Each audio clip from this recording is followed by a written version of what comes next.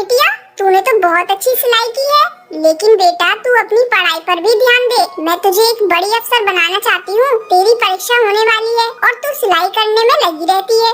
माँ, मुझे सिलाई करना अच्छा लगता है। मैं पढ़ाई के साथ साथ सिलाई करना भी सीखूंगी। मैं कुछ नहीं जानती। आप मेरा दाखिला किसी सिलाई सेंटर में करवा दो। ठीक है टुनटुनी, जब तेरा इतना ही मन है तो मैं तेरा दाखिला किसी सिलाई सेंटर में करा देती हूँ। अगले दिन टूनी चिड़िया टुनटुनी का दाखिला एक सिलाई सेंटर में करवा देती है। अब टुनटुनी पढ़ाई के साथ साथ सिलाई भी मन लगाकर सीखने लगती है। कुछ ही दिनों में टुनटुनी की स्कूल की पढ़ाई हो जाती है।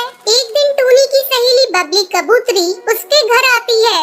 अरे टूनी, ओ टूनी, कहाँ है? जल्दी आ। तब टुनटुनी चिड़िया कहती है, आंटी, वो माँ घर पर नहीं है, पड़ोस में गई है। आप बैठिए, मैं उन्हें अभी बुला कर लाती हूँ। तुम टुनटुनी हो ना? कितनी बड़ी हो गई है। जब मैंने तुझे देखा था उस समय तू बहुत छोटी थी। पहचाना मुझे? मैं तेरी बबली आंटी हूँ। टुनटुनी, तू जाकर अपनी माँ को बुला ला। टुनटुनी चिड़िया पड़ोस में अपनी माँ को बुलाने के लिए चली जाती है। थोड़ी देर बाद टुनटुनी चिड़िया अपनी माँ को लेकर घर आती है। अरे बबली कबूतरी, तू कब आई? टुनटुनी, तू जा जाकर चाय बना ला। फिर टूनी चिड़िया बबली कबूतरी से बातें करने लगती है। बबली कबूतरी टूनी से कहती है, टूनी, तेरी बेटी बहुत प्यारी है। मैं इसे अपने घर की बहू बनाना चाहती हूँ।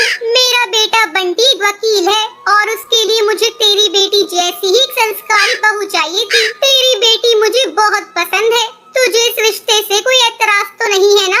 नहीं नहीं बबली कबूतरी, ये तुम कैसी बातें कर रही हो? मुझे इस रिश्ते से कोई एतराज नहीं है। मैं लाख कोशिश करके भी इतना अच्छा रिश्ता ढूंढ नहीं पाती।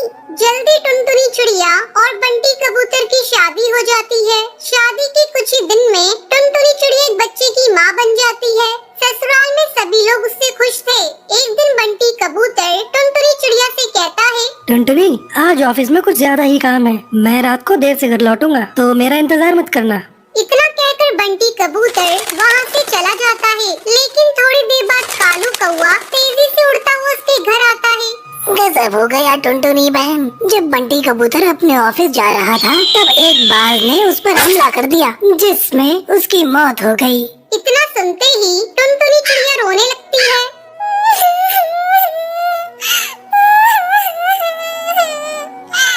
माँ जी, ये सब क्या हो गया? माँ जी, बंटी कबूतर के बिना भी ये घर कैसे चलेगा? टुनटुनी, तू हिम्मत मत हार बेटा।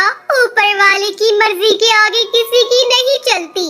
इस तरह कुछ दिन गुजर जाते हैं। टुनटुनी चिड़िया अपना दुख भुलाकर सिलाई का काम करना शुरू कर देती है। आस पड़ोस के पक्षी उसके पास अपने कपड़े सिलवाने के लिए आने लगते हैं। एक दिन हरी काकी उससे कहती है, टुनटुनी, तू तो इतनी अच्छी दर्जी है, इसके बारे में तो मुझे पता ही नहीं था। कम पैसों में बहुत अच्छे कपड़े सिल देती है। तू ऐसा कर, अपना एक बुटीक खोल ले। हाँ काकी, आपका सुझाव बहुत अच्छा है। मैं जल्दी ही अपना बुटीक खोलूंगी, लेकिन इसके लिए पहले मैं माँ जी से इजाजत लूंगी। हरी काकी के जाने के बाद टुनटुनी चिड़िया अपनी सास से बुटीक खोलने की इजाजत मांगती है। माँ जी, क्यों ना मैं अपना एक बुटीक खोल लूं? इससे अच्छी कमाई हो जाएगी। ठीक है टुनटुनी, तुझे जो अच्छा लगे वो कर। तू अपनी बुटीक का अच्छे से काम कर, मैं तेरे बच्चे को संभाल लूंगी। जल्द ही टुनटुनी चिड़िया अपना बुटीक खोल लेती है। अब उसकी कमाई पहले से दुगनी हो गई थी। इस तरह टुनटुनी चिड़िया खुशी खुशी अपनी जिंदगी बिताने लगती है। टुनटुनी नाम की धोबन अपने पति बंटी के साथ धोबी घाट पर काम किया करती थी। टुनटुनी और बंटी की जिंदगी में खुशियों की कोई कमी नहीं थी। उनके पास जितना अनाज होता था वो उसमें गुजारा कर लेते थे। एक दिन बंटी अपनी पत्नी टुनटुनी को कहता है, टुनटुनी, जब से तुम मेरी जिंदगी में आई हो, मुझे ऐसा लगता है मेरे सारे दुख और दर्द कहीं चले गए हैं। हाँ जी, ये तो आपका बड़प्पन है। मैं तो आपसे शादी करके बहुत सुखी हूँ। बस मेरी जिंदगी में एक ही कमी लगती है, काश वो भी हो जाए। इतना ही कहकर टुनटुनी चुप हो जाती है। टुनटुनी, मुझे पता है तुम किस बारे में बात कर रही हो, लेकिन नसीब के आगे किसका चला है? भगवान जो चाहता है वही होता है।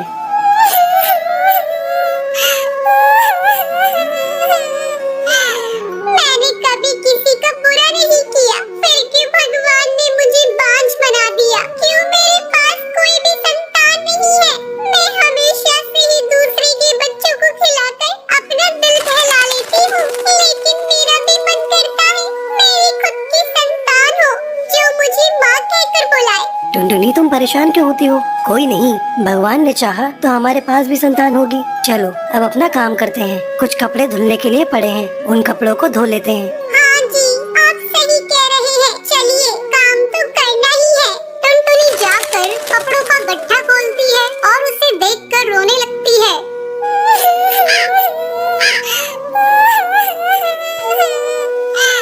क्या हुआ टुनटुनी, तुम रो क्यों रही हो? अजी इधर आइए, ये देखो कितने सुंदर सुंदर बच्चों के कपड़े हैं। वो बच्चा कितना सुंदर होगा जो इनको पहनता होगा।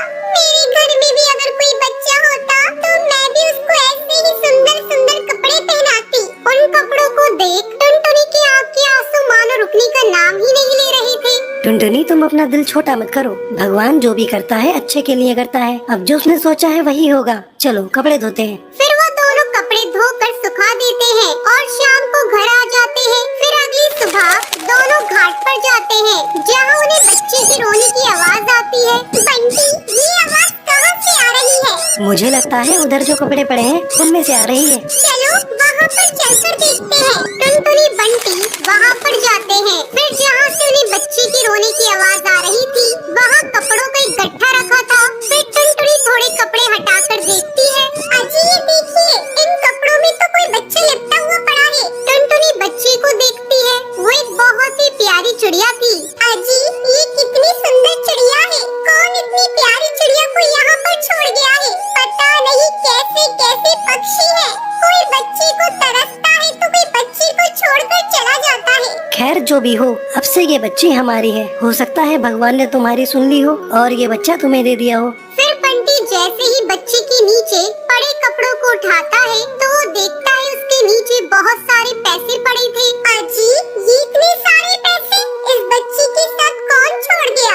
शायद जिसने इस बच्ची को छोड़ा है उसने ही इसकी परवरिश के लिए पैसे छोड़े हैं। पर कोई ऐसा क्यों करेगा?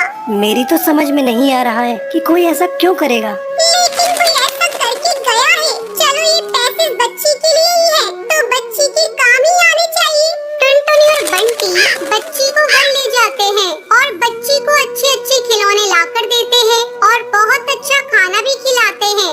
बच्ची भी अब धीरे धीरे बड़ी होने लगती है। एक दिन टुनटुनी बंटी से बोलती है, अजी अब हमारी बच्ची बड़ी होने लगी है।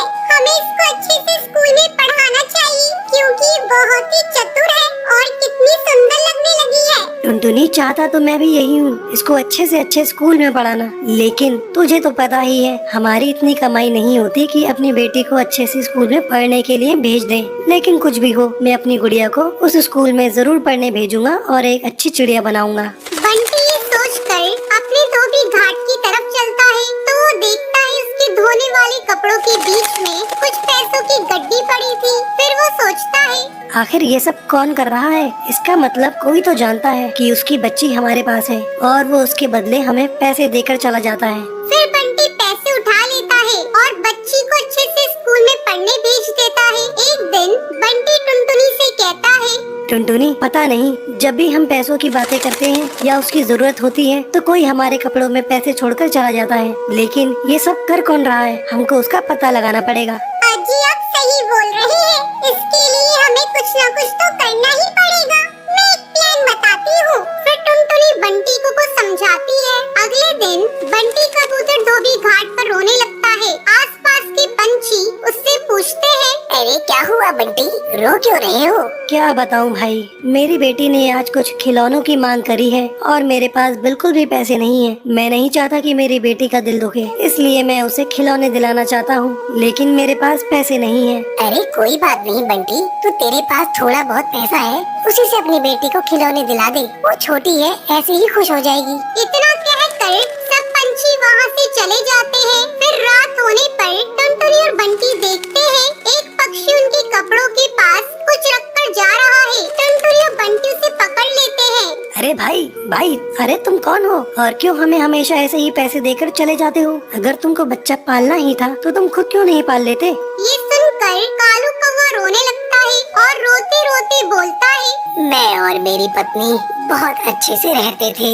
मैं उसको बहुत प्यार करता था, लेकिन ये बात मेरे घर वालों को अच्छी नहीं लगती थी, तो उन्होंने हमें घर से निकाल दिया। जैसे ही मेरी बेटी का जन्म हुआ तो उसकी माँ इस दुनिया को छोड़कर चली गई। कुछ दिन तो मैंने अपनी बच्ची की परवरिश की, लेकिन ये मुझसे नहीं हो पा रहा था। ये आपकी बच्ची है, फिर आपने अपनी बच्ची को हमें क्यों दिया? मैंने एक दिन यहाँ टुनटुनी बच्ची के लिए तड़पते हुए रोते हुए देखा। फिर मैंने सोचा कि आपको संतान की जरूरत है, इसलिए चुपके से बच्ची को यहाँ छोड़ गया। और जैसा मैंने सोचा था बिल्कुल वैसा ही हुआ। मैं जरूरत पड़ने पर पैसे देकर जाता हूँ, जिससे मेरी बच्ची की परवरिश में कोई कमी न आए। मैं आप लोगों से हाथ जोड़कर बोलता हूँ कि मेरी बच्ची को कभी भी ये मत बताना कि मैं उसका पिता हूँ, वरना वो मुझसे नफरत करने लगेगी।